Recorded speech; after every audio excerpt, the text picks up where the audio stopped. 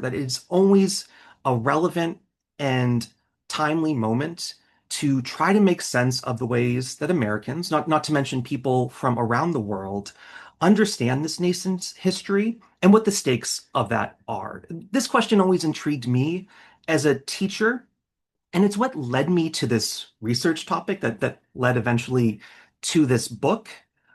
How have we been doing this over the past now 250 years? And I was intrigued early on in the research to find that from the earliest days of the nation, from the advent of the revolution into independence, through the tumultuous period of national expansion and the Civil War and onward, Americans have been asking, what is our history? What does our history mean for us? Not just for our understanding of the past, but for how we perceive ourselves as a political community in the moment and what that entails for the future.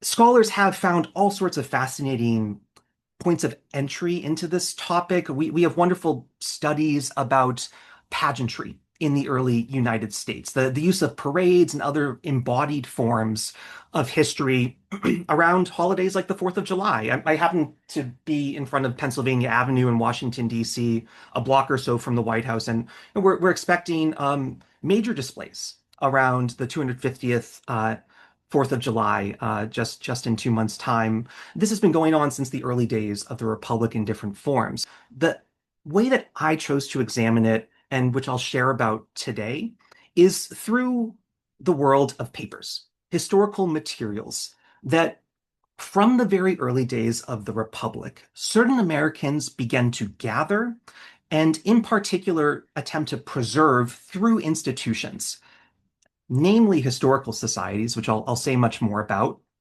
in order to serve what they perceived as a vital civic need to bring the nation's papers together in one place, to preserve them for posterity, so that Americans could make sense of what their history was.